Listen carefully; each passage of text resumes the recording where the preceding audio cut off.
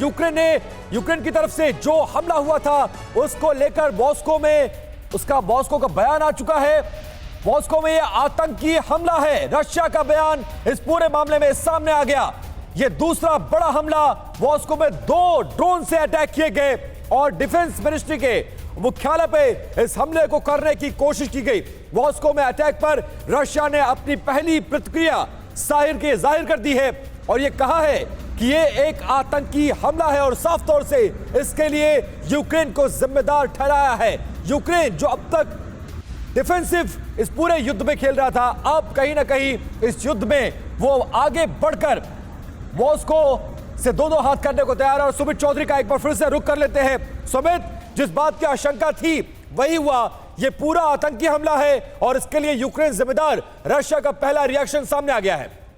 देखिए, ये तो निश्चित तौर पर तय था, क्योंकि अगर दोबारा से अटैक होता है तो पहले भी आपको याद होगा जब कैमलिन के आसपास अटैक हुआ था ड्रोन से, तब भी रशिया ने सीधे तौर पर इसको लेकर कीव पर जिम्मेदारी ठहराई थी। और एक बार फिर से उसी तरीके से अब डिफेंस मिनिस्ट्री की तरफ से साफ कर दिया गया है कि ये टेररिस्ट अटैक है और ये कीव की जिम्मेदारी यानी यूक्रेन की जिम्मेदारी। और कहा यह भी गया है कि 4 बजे सुबह, मैं आपको बताऊं मॉस्को की लोकल टाइम के हिसाब से, ये दोनों बिल्डिंग पर अटैक किया गया। लेकिन महत्वपूर्ण ये भी है विपिन की अभी लगातार जिस इलाके में किया गया यानी लखेव एवेन्यू जिसको कहा जाता है, पूरी तरीके से ब्लॉक कर दिया गया है। लगातार इसमें लेकिन सुमित, संदेश क्या है, समझने की कोशिश करिए, आखिर संदेश क्या है? यूक्रेन जाहिर क्या करना चाहता है? अपनी जमीन गंवाता हुआ नजर आ रहा है लेकिन अभी भी हथियार डालने को तैयार नहीं। पहले क्रीमिया ब्रिज पर अटैक और अब मॉस्को में डिफेंस मिनिस्ट्री के मुख्यालय पर हमला। क्या संदेश देने की कोशिश? देखिए विपिन, जब भी वॉर अपने लास्ट चरम पर जाती है या फिर अनसर्टेनिटी की तरफ जाती है, यानी जब कोई चीजें क्लियर नहीं होती, तब ऐसे अटैक अंजाम दिए जाते हैं। ये एक थ्रेट होता है कि देखिए, हम ना सिर्फ आपके जहां पर जंग चल रही है उन वॉर फ्रंट पर, बल्कि आपके राजधानी तक भी पहुंच सकते हैं, हम लगातार नुकसान पहुंचा सकते हैं। लेकिन इससे जंग पर सीधे तौर पर यह असर पड़ता है, ये भड़काने वाली कार्रवाई होती है, जिसको लगातार कहा जाता है कि जब आपको याद होगा कैमलिन पर भी अटैक हुआ था, तब रूस ने ताबड़तोड़ हमले शुरू कर दिए थे। वाली कार्रवाई है क्या ये एक बड़ा मैसेज? सुमित, आप बने रहिए क्योंकि एक बड़ी खबर आ रही है। इस खबर का मैं रुख कर रहा हूं। मॉस्को में 2 इमारतों पर हुआ है हमला। सुबह 4 बजे ड्रोन से अटैक किया गया, 2 ड्रोन का इस्तेमाल किया गया और रूस ये दावा कर रहा है कि यूक्रेन ने इस हमले को अंजाम दिया और इसको नाकाम किया गया। तस्वीरें हम आपको दिखा रहे हैं। सुबह 4 बजे आप देखिए, दूसरा बड़ा ड्रोन हमला है और बेहद ही हाई सिक्योरिटी एरिया, बेहद ही सेंसिटिव ये इलाका। इससे पहले आप देखिए, जो खुद पुतिन का दफ्तर है यानी कि क्रेमलिन, उस पर हमला किया गया था, उस पर भी पॉइंट आउट किया गया था यूक्रेन की तरफ और एक बार फिर से यह हमला किया गया है। सुमित का हम रुख करें। सुमित, एक बार फिर से यूक्रेन का जिक्र किया गया, यूक्रेन का नाम लिया गया है। सवाल यह भी है कि इतना हाईली सेंसिटिव एरिया, इतना हाई सिक्योरिटी इलाका कैसे संभव हो पाया? क्या कोई सिक्योरिटी लैब्स नजर आ रहा है? इस पर आऊंगा आपके पास। लेकिन एक और बड़ी खबर, रूस के रक्षा मंत्रालय का बयान सामने आ गया है। यूक्रेन ने 2 ड्रोन से हमला किया, ये रूस की तरफ से बड़ा बयान सामने डिफेंस मिनिस्ट्री के पास।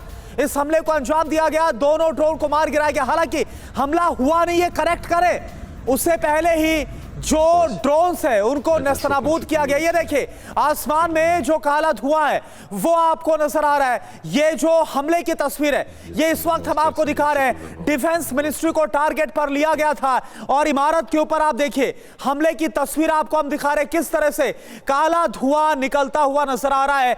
2 ड्रोन्स का इस्तेमाल किया गया।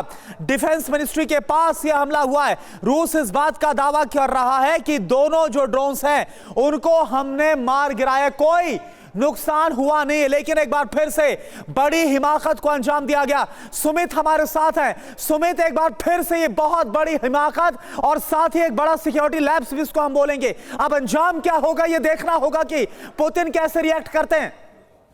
देखिए, निश्चित तौर पर लैप्सेस इसलिए बढ़े हैं क्योंकि कैमलिन पे अटैक होने के बाद ये कहा गया था कि खुद डिफेंस मिनिस्ट्री ने कहा था कि हमने और भी अपने इलेक्ट्रॉनिक वॉरफेयर के सिस्टम्स को मजबूत कर दिया, हमने सर्विलेंस को मजबूत कर दिया और हम लगातार काउंटर मेजर्स को ले रहे हैं। लेकिन एक बार फिर से अगर आप बताएं, लखेव एवेन्यू के पास ही अटैक होता है जहां पर डिफेंस मिनिस्ट्री है, जो बड़ा हाई सेंसिटिव एरिया है, बड़े बड़े ऑफिस वहां पर है।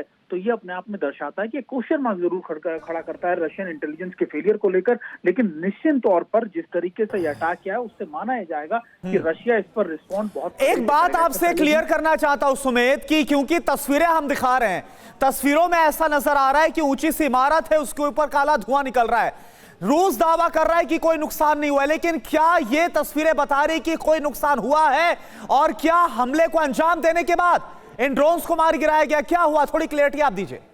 देखिए, अभी सुबह 4 बजे यानी मॉस्को के सुबह 4 बजे के करीब इन ड्रोन से अटैक किया गया। कहा जा रहा है कि 2 अटैक किए गए, मल्टीपल अटैक थे और ये हाई राइज बिल्डिंग थी जो डिफेंस मिनिस्ट्री के बेहद करीब है इस इलाके के अंदर, जिसे लेखेव एवेन्यू कहा जाता है। और माना यह जा रहा है कि सुबह 4 बजे के बाद उन इलाकों में, उस बिल्डिंग्स में कोई नहीं था, इसलिए किसी भी जानो माल के नुकसान की बात नहीं की। लेकिन बिल्डिंग को जो नुकसान पहुंचा है, जो तस्वीरें हम अपने दर्शकों को दिखा रहे हैं कि अगर ये टाइम अगर वर्किंग आवर्स के दौरान होता तो फिर निश्चित तौर पर यहाँ पर जानमाल बड़ा नुकसान हो सकता था। टाइमिंग को लेकर भी सवाल खड़े हो रहे हैं सुमित, और ये भी बताइए कि संदेश क्या देने की कोशिश है?